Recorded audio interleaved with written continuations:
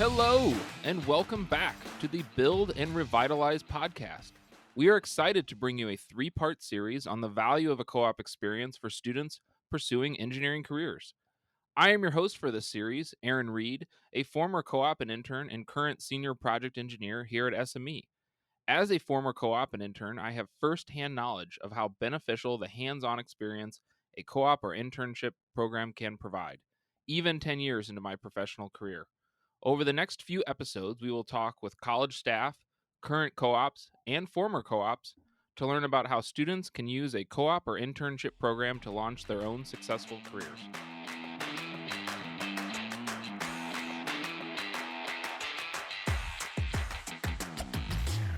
For our first episode, we will be speaking with Dr. Sachs and Tyler Kimmel from the University of Pittsburgh.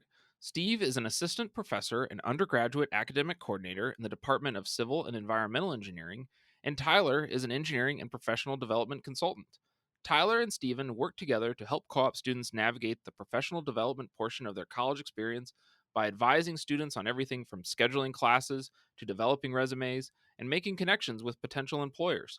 Both Tyler and Steven are massive advocates for students pursuing a co-op experience as they truly understand the value that a co-op experience can bring to a student's overall education. And with that, let's jump into our conversation with Steve and Tyler. Welcome, Steve and Tyler. It's great to have you here today. Thanks for joining us. Thanks for having us.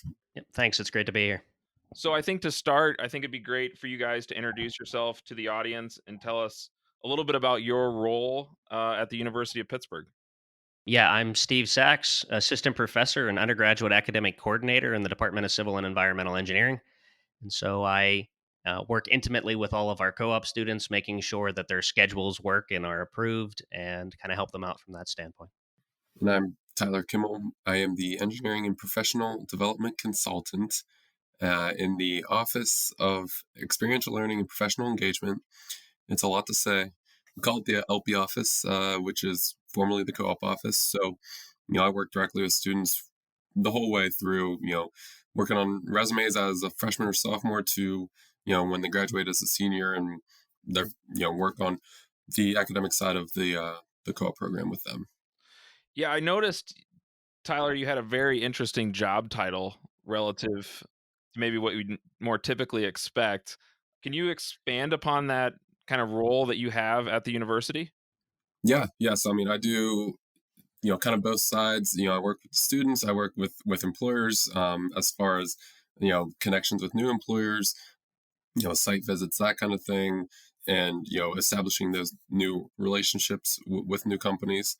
And then, like I said, the student side is kind of that professional development, and helping them with that professional piece of their careers as they're looking for co-ops. And our office does job fairs and things like that, and mock interview events, and the whole spiel. So I kind of am behind the scenes helping those students prepare for when they're face to face with the real world. Awesome. So Tyler, if you could, I'd love for you to expand on, the history of the co-op slash, internship program at Pitt and kind of how it all got started. Yeah. So apparently back in the day we had the co-op program, and for what reasons I'm not sure, it was dropped. So 1987 was the year, the comeback year for the co-op program at Pitt.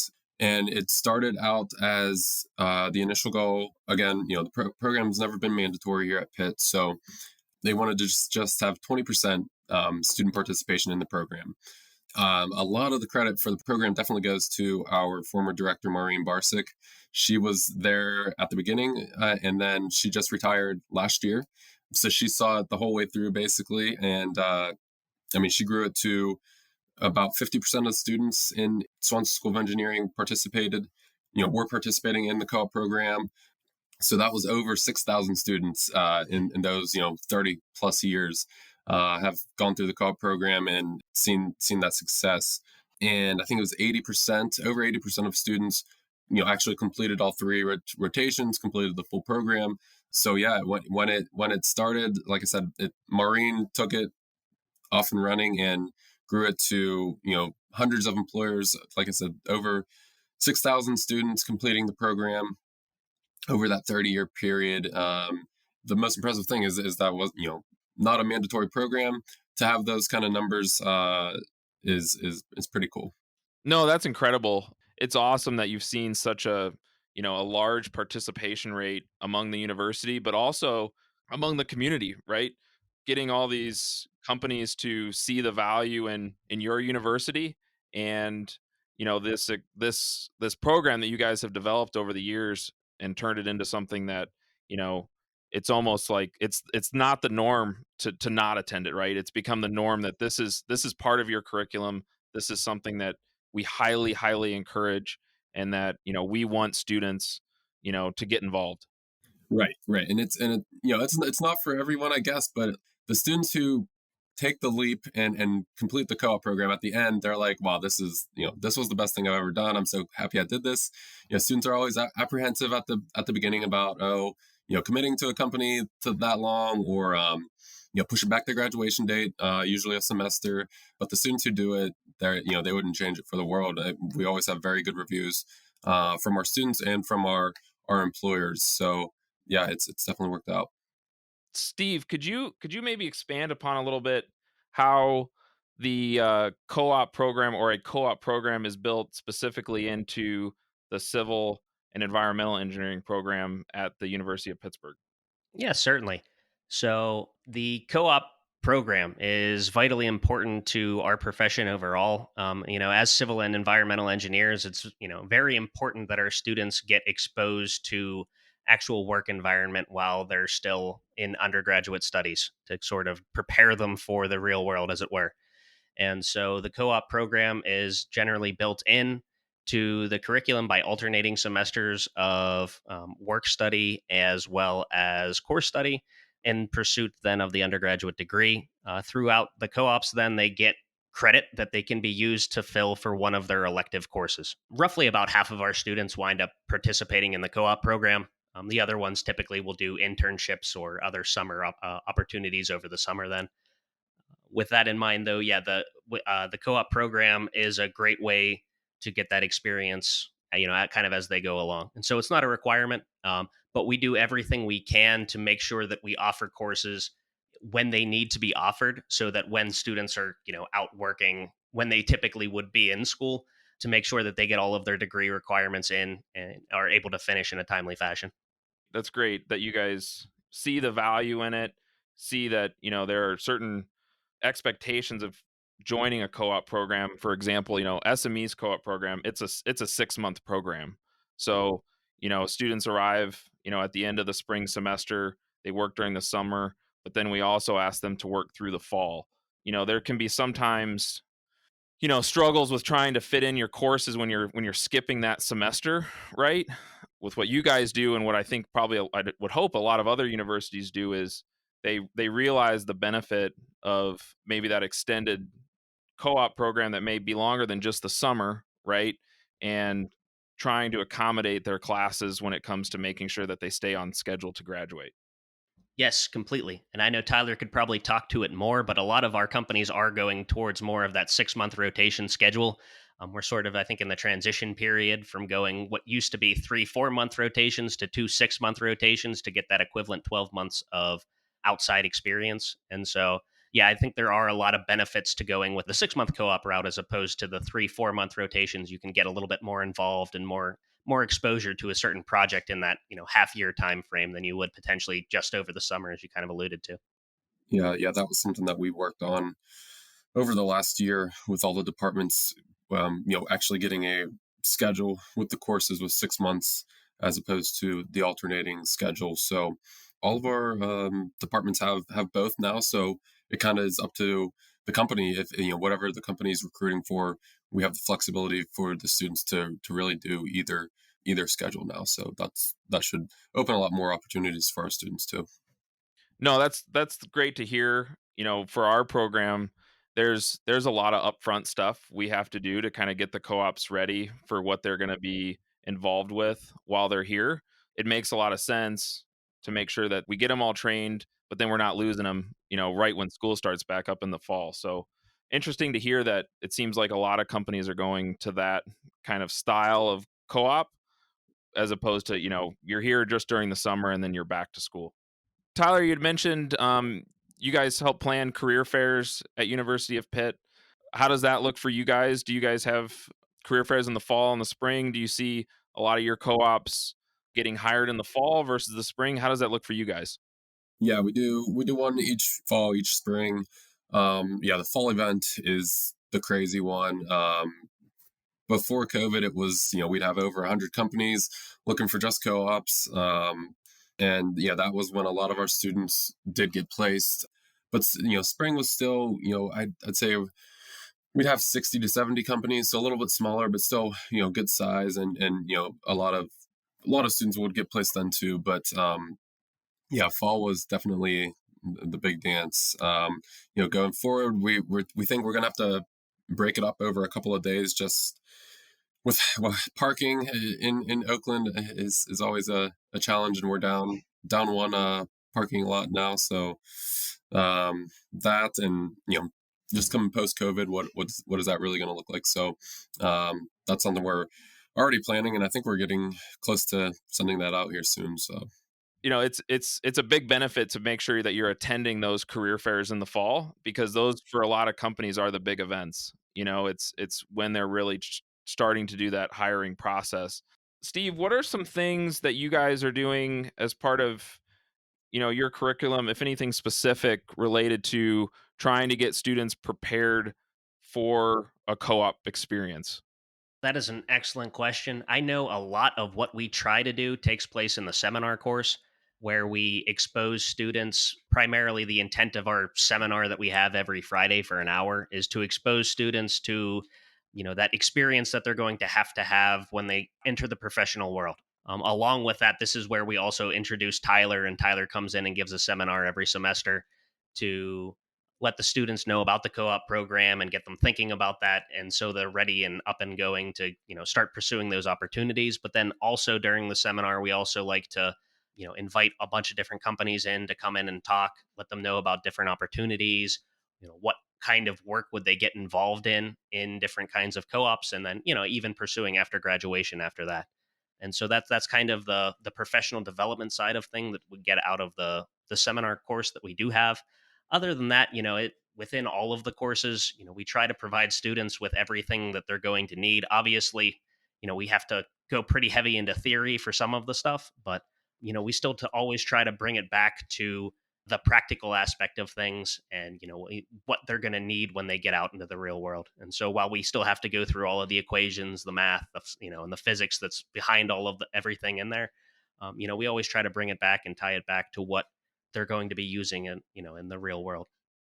Tyler, you mentioned at the beginning, part of your role is you try and work with students on, resume building, interviewing skills. Can you speak to some of these soft skills that aren't sort of your typical, like, engineering technical type classes that you may be more familiar with? yeah, I mean, that's honestly one of the top things that we hear back from employers. If there are any issues with our students on the job, it's never they can't do the job. It's they're missing communication skills and things like that. So they kind of go by the wayside sometimes, and you might not think they're that important, but they really are. So that's something we try, with the resumes and mock interview events and things like that. We try to help students kind of realize that even things as simple as writing a professional email, again, that sounds small, but really goes a long way in the the professional work environment. So just having a handle on those basic things really can set a student apart on the job. We do need to ensure the students have the ability to communicate effectively, because that's one of the most important things engineers have to do.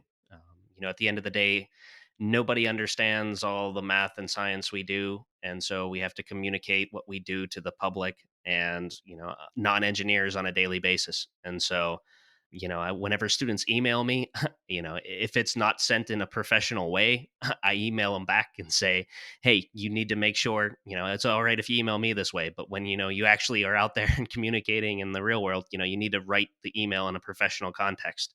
And so, we also try to build their skills, within our different, obviously, writing isn't the hugest part of the engineering curriculum overall, but in our lab courses, we try to get the students to develop the skills to write, a decent technical documents, and with their lab reports in the construction materials class, fluid mechanics, soil mechanics, and things like that. We try to get them to write good technical reports, with sound English and grammar that we do, grade them on. So, it's not just in the engineering courses, we're just teaching them all of the technical stuff and things like that. We do try to work in where we can the ability to speak and communicate effectively, as that's a very important part of what engineers do on a day-to-day basis, and it's a very important part of ABET accreditation too, or accreditation of our degree for professional licensure. And so, obviously all students have to take a writing intensive course and things like that as they go through school, but communicating effectively is a skill that we all continue to learn and develop as we get older. And so, I don't expect all of the students coming up to be, experts at it, but it's skills that you need to continue to work on. And, even I have to continue to work on a day-to-day basis, because, writing's not my forte as it is for most engineers. So, but all of that was very important for the success of engineers in their career. Definitely. Communication is a learned skill, right? It takes time, it takes practice. As a geotechnical engineer at SME, I don't do plans, right? Write reports. That is my primary deliverable here at SME. I think I've stamped one plan sheet since I've been here for almost over 10 years now. So learning those communication skills as part of a co-op program, or while you're at school, are so important, because once you get into the profession, you're going to realize like how critical those communication skills are. When you're a freshman, right, you're just coming into school, you're trying to get through a lot of general requirement type courses. You're maybe not thinking like, all right, after my freshman year, is a co-op something I can pursue this early in my career? But I would say now what we're seeing a lot of, just one, because the job market is so tight right now and we're trying to find as many students as we can, we're starting to see that we're hiring a lot younger students, right? You're not hiring just like your juniors and your seniors or your sophomores. Like even freshman students are students that we're looking at as potential candidates, because even though you may not have some of the technical experience or expertise yet because you just haven't had that exposure, there's still a lot of benefit in starting a co-op sooner in your educational path than potentially later. So I don't know if that is something that you guys are also enforcing with your students, or do you still see most of your co-ops starting in those junior sophomore years? Yeah, the co-op side is usually with all of the departments. It's like the summer after your sophomore year is usually the earliest that you can start. There's some exceptions, but now for internships, like we've always invited freshman students to come to the spring co-op fair just to get their feet wet, just to get that experience of being at a fair and connecting with employers that way. So that way, when they're fall of their sophomore year, they at least have some experience. But we had freshmen this 2 months ago that got intern offers for this summer. So that was good to see. And yeah, like you said, maybe that's kind of a trend. Some of the younger students getting more experience a little bit earlier in their academic careers. Yeah, and we always try to make it work that, whenever a student wants to start their co-op, they're going to be able to get the courses squeezed in around that. And so, I haven't been presented with a situation where a student's not been able to, kind of fit all of the courses they need. And sometimes we have to get a little creative in terms of getting some of those requirements to count. But, with that in mind, whenever a student wants to start that, we should be able to accommodate whatever they need from the curriculum side of things to make sure they get all the courses they need to graduate. And so, I definitely think it's possible to do after the freshman year. I think that sometimes it's a little bit beneficial maybe to get some of those sophomore year courses out of the way where they actually start to get exposed to their actual major. I think that, there is some benefit I see from that side to waiting till maybe you get into your sophomore year a little bit, but I think that it's definitely possible, and it could wind up working out well for certain individuals after their freshman year to pursue a co-op. Sure, and to your point, Tyler, even if they don't necessarily start a co-op or an internship program after their freshman year, like from our side of things, it's great to get exposed to all these students in the fall or in the spring early, right? As a company, we're starting to develop that Rolodex of potential candidates that we want to try and pursue. And even though we may not necessarily hire, you this year, come back to us next year because we're going to remember you, right? If you're interested in coming to work for us and check a lot of the boxes for the type of person that we're looking at, get to know us, right? Because we want to build that relationship with you so that come next year when maybe it fits more into your curriculum path, or you're more, ready to start that part of your kind of educational career, us, right? Right. Yeah. And that's something that, like, why we open it up to freshmen in that spring, just so, they can make those connections early. They can get on, the company's radar. And like, exactly like you said, most of those companies, if they're there in the spring, they're going to come back in the fall. And then you go right to that booth and you have that connection already and kind of hit the ground running with that company. It definitely a big advantage for those students to get that experience. For sure. So, what are some different things that you look for in companies when they come to you with a co op program? Are there certain things that you like to see companies do or offer to your students to make sure that, they're getting the best benefit that they should be out of, going to work for that company? I mean, we have, our basic boundaries of, the student has to work full time. They have to have, this many amount of weeks that they're going to work, and they have to be a paid position. Just the basic stuff. I think the biggest thing is just that experience. Is it hands on engineering experience? And the students that have the really good co-ops and go with those companies full times and stuff are the ones that have that experience, that they worked on this project, came back to class. A lot of the times we see GPAs go up because they take what they learned in class, they applied it clicks better. They go back, they pick that project up right where they left off the previous semester. So I think it's just the quality of the work that the students get is the biggest thing for us, and the biggest positive that the students always pull out of those co-op experiences. Yeah, and I kind of agree with everything Tyler said. So, from the standpoint of what can the company do to enhance the experience from the individual, I think the biggest thing is that no matter what company the student goes to work with, they actually get to see how an actual engineering firm is going to function, which is vastly different from the day in, day out experience they get with us in academia. It's sometimes I think, a large wake up call and kind of a shock to the system when you kind of get used to being in school, and you start class whenever you start it, and you're working crazy late nights and things like that to get stuff done, to go and switch and actually work and 8:30 to 5 or whatever typically a lot of the firms wind up working. And so to Tyler's point, I do think that getting the students on a schedule and actually like a work schedule like that does help improve their academic performance, and that's something that we generally see as a trend throughout. And so, I think the largest benefit is to just begin to prepare students for what they will see after they leave the academic realm.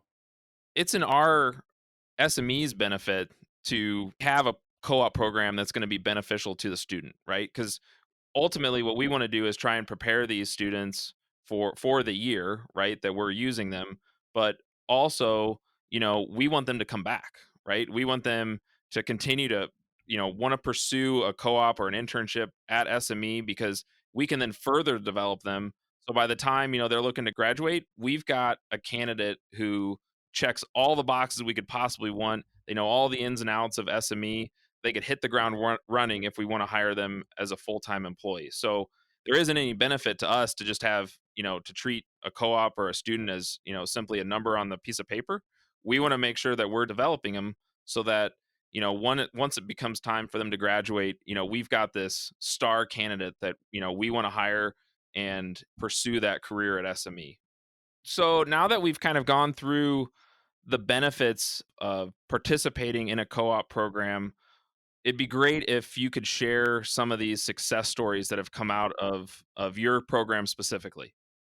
I mean, there's definitely a lot in 30 years and 6,000 students, but Pitt has done a really good job of in the national program. It's called the American Society of Engineering Education.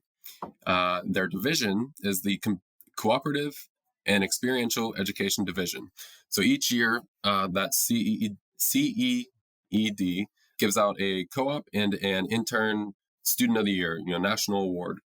And since 2006, Pitt students have won those awards, which in my research is the most of any school. I might be wrong, but from what I've seen, that was the most. You've got the most banners, Tyler. You've got the most banners. We used to joke about we needed a banners T-shirt. We haven't got one yet, so That's right.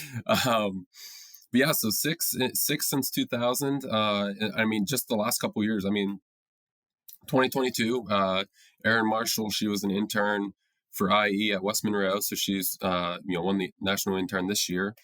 Right before the pandemic, 2019, Julie Shields was also IE at FedEx Supply Chain. She was the National Co-op of the Year. She saved FedEx like $1 million on some big deal, so she was like a slam dunk. 2017, Kendra Lavely at Johnson & Johnson, she was Chemi. So just in the last 5 or 6 years, we're on a really good run here with our students. And actually, we established a LinkedIn page for our office, and we've connected with a bunch of our alumni to see where they're at and how they're doing. So that's been really cool to see. And Kendra is a scientist at AstraZeneca in Stockholm, Sweden. So I don't think it gets better than that as far as how our alumni are doing, and from the co-op program. So definitely a lot of success, and the students have really done a really good job. That's fantastic. That really is. It goes to show the effort that you guys have, as a university, have put into this program is paying dividends not only for your students, but all the companies that they've worked for the given the examples that you just provided.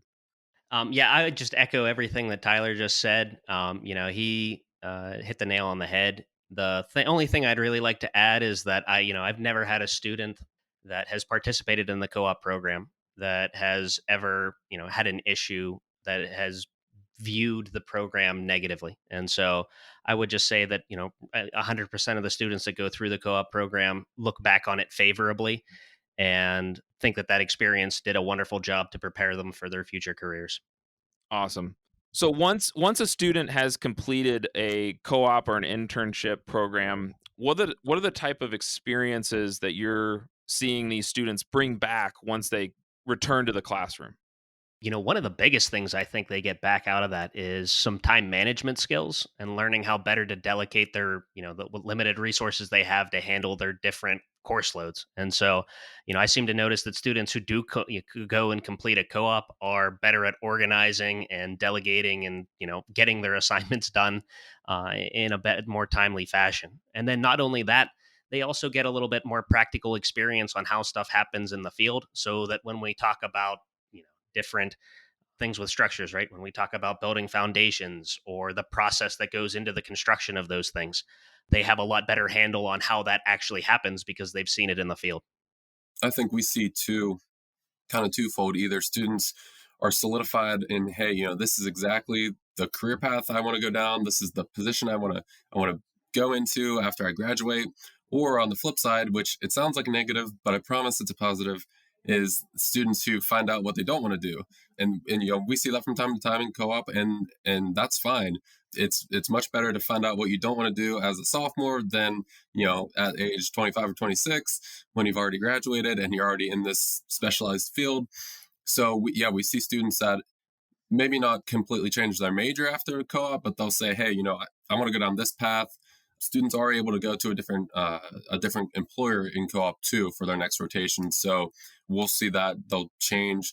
They'll go to a completely different aspect of their major with a different company, and that's something they figured out before they graduated, which is a huge plus. For sure. And I think, one of the interesting things about SME is that, we have a lot of different groups within our company as an engineering consulting firm. So we'll see sometimes where, maybe a co-op comes in and he works in the, our construction materials group, and they decide, well, maybe this isn't really the type of part of engineering I want to go into. Maybe I want to do environmental. Well, we have an environmental group where they can get exposed to those different types of engineering just within SME. And we've had instances where one time or one summer a co-op may work in one group, but the next summer, because they've decided that they want to pursue a different career path, there's opportunities for them to work in other groups as well. Yeah, yeah, and that's something that we see. Some students like the focus of being with the same team, same place, all three rotations, or both 6 month rotations. But other students, they'll rotate within a company to a completely different plant or something in their other rotations. And a lot of students really like that. They get different experience in a couple different fields before they graduate, and that kind of helps them navigate their way post graduation. Well, I'd like to thank both Tyler and Steven for joining us today to discuss the co-op program at the University of Pittsburgh and the time that they've shared with us. Thank you. Thank you. Thanks. Thank you for listening to our first episode of the Build and Revitalize podcast 3-part series on the co-op experience, brought to you by SME. The series continues with insights from current SME co-ops on what the day-to-day experience of being a co-op is like and the things they are learning on the job to help them prepare for their engineering careers. Be sure to subscribe to the Build and Revitalize podcast on Apple Podcast, Google Podcast, or Spotify. And don't forget to visit sme-usa.com/podcast to join the conversation, access show notes, and catch up on our previous episodes. And while you're at it, make sure to connect with SME on LinkedIn, Facebook, Instagram, Twitter, and YouTube. Thanks for tuning in.